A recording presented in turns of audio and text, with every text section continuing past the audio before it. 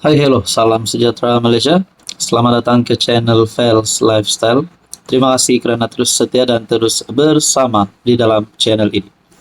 Saudara-saudara, antara yang menjadi cerita, antara yang menjadi spekulasi ramai orang sebelum ini adalah berkaitan dengan sejauh mana Anwar Ibrahim akan memerintah.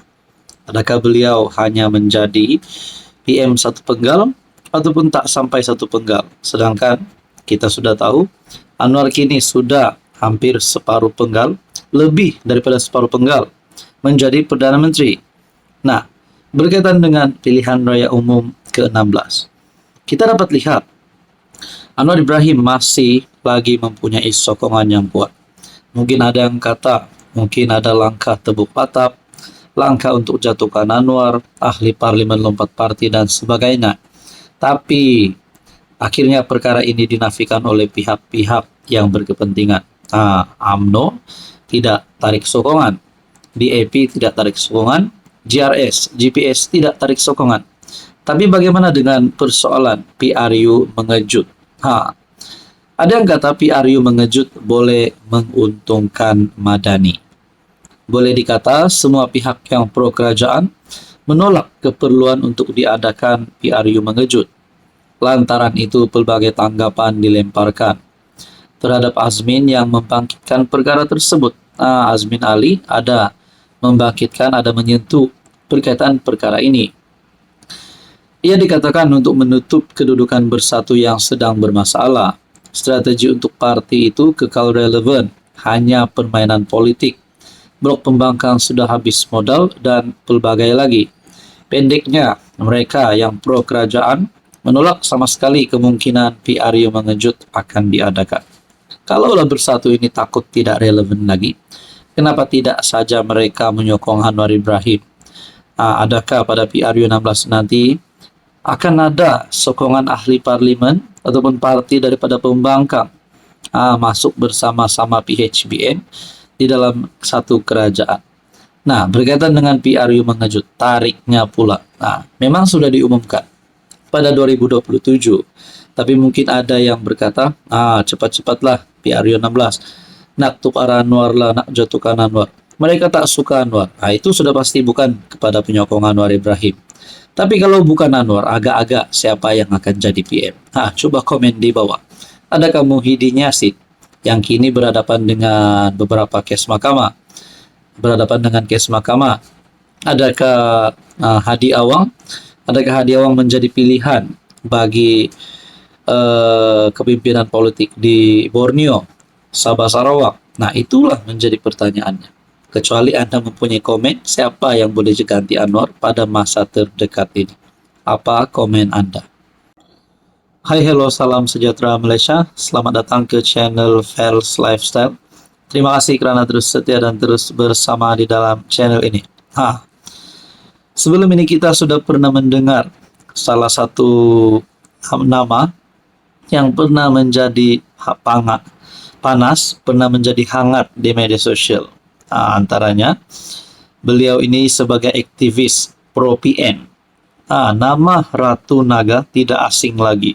Sebelum ini Ratu Naga pernah disebut ramai, pernah mengambil perhatian seluruh netizen. Bahkan kalau saya tak silap pernah ditahan oleh SPRM. Tapi pada akhirnya kini lagi laporan terhadap Ratu Naga. Pegawai Timbalan Menteri Pendidikan lapor polis terhadap Ratu Naga. Nah, kalau ini melibatkan polis, melibatkan pihak polis. Kalaulah beliau ini dikatakan bersalah, dibuktikan bersalah, dan sebagainya lah yang membolehkan beliau ini dihukum penjara, agak-agak berapakah jumlah hukuman penjara yang beliau akan tanggung, akan dikenakan. Itu pun kalau dia bersalah lah. Pegawai khas kepada Timbalan Menteri Pendidikan, Wong Kah Wo, serta beberapa individu lain membuat laporan polis terhadap aktivis pro PN Syarul Ema Rena Abu Sama atau lebih dikenali sebagai Ratu Naga. Adakah sedikit demi sedikit pembawaan ini boleh membuat pengundi-pengundi PN semakin tidak yakin dengan PN. Ini selepas wanita itu memuat naik satu video yang mendakwa pelajar sebuah sekolah Cina di Perak menyanyikan lagu kebangsaan dalam bahasa Cina ketika satu acara di sekolah tersebut. Ku Kim Han dalam kenyataan berkata, laporan itu dibuat di IPD Kajang terhadap Syarul Emma atas tuduhan menyebarkan fitnah dan menghasut sentimen perkauman melalui platform media sosial. Kami menyeru pihak berkuasa untuk mengambil tindakan segera bagi memastikan tidak ada mana-mana pihak yang sewenang-wenangnya menyebarkan kebencian kaum serta memfitnah institusi pendidikan negara, kataku. Turut hadir membuat laporan itu ialah Ahli Majlis Perbandaran Kajang, Farhan Haziq dan Kuan Sai Hong, serta Ketua WIP Ahli Majlis MPKJ, Tiagaraja Raja Gopal.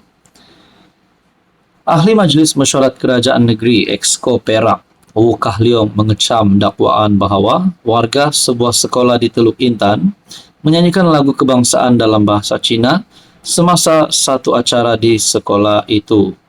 Wu berkata mereka yang hadir pada majlis itu menyanyikan lagu Negeri Perak, Allah lanjutkan usia Sultan, yang melodinya mirip lagu kebangsaan negaraku. Nah, saudara-saudara, berkaitan dengan isu ini, artikel daripada Malaysia Kini bertarik 5 April. Apa komen Anda? Hai, hello, salam sejahtera Malaysia. Selamat datang ke channel Fels Lifestyle. Terima kasih kerana terus setia dan terus bersama di dalam channel ini. Saudara-saudara yang saya hormati, tuan-tuan dan puan-puan. Antara yang menjadi perhatian netizen di seluruh Malaysia, tidak lain dan tidak bukan berkaitan dengan berita rasuah, berita penemuan wang bertimbun. Yang paling pasti adalah apa saja berita berkaitan dengan rasuah, lebih-lebih lagi melibatkan pemimpin-pemimpin politik, lebih-lebih lagi yang melibatkan pihak yang berprofil tinggi, akan menjadi cerita ramai orang. Tapi pada akhirnya, setelah beberapa penemuan, setelah beberapa pemimpin berprofil tinggi yang disebut yang terlibat dengan rasuah, ada satu lagi penemuan yang pasti mengejutkan, bukan saja kepada Anwar, bukan saja kepada kerajaan, tetapi seluruh kepimpinan politik di seluruh Malaysia. Ini satu keputusan, satu berita daripada Malaysia Kini bertarik 7 April. Kastam Pahang rampas biji timah seluduk RM2.8 juta. Jabatan Kastam Diraja Malaysia JKDM Pahang berjaya mematahkan aktiviti penyeludupan biji timah dianggarkan bernilai lebih RM2.8 juta. Hasil serbuan di sebuah jeti haram di Rompin pada 11 Mac lalu. Pengarah JKDM Pahang, Muhammad Asri Seman berkata, serbuan itu dilakukan pegawai dan anggota bahagian penguatkuasaan sekitar jam 2 pagi selepas mendapat maklumat awam dan intipan. Ketika serbuan dilakukan, terdapat 5 suspek lelaki sedang memunggah biji timah yang diisi dalam guni berwarna putih dari kapal dan lori. Pemeriksaan lanjut dijalankan, membawa kepada penemuan dan rampasan 600 guni dengan setiap satu mengandungi 50 kg biji timah. Jumlah rampasan keseluruhan biji timah adalah sebanyak 30.000 kg dengan nilai RM2.8 juta. Katanya dalam sidang media di pejabat JKDM Pahang dekat Kuantan.